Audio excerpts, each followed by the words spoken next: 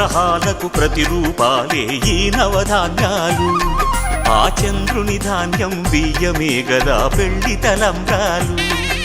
మనువుకు మూలం మనసైతే ఆ మనసుకు చంద్రుడు అధిపతి. ఈ అనుబంధంతో బియ్యం పొందెను అక్షింతలుగా ఆకృతి. ఆ వేడుకలన్నీ చూడాలంది శ్రావణ మాసం, శ్రావణ మాసం, శ్రావణ మాసం.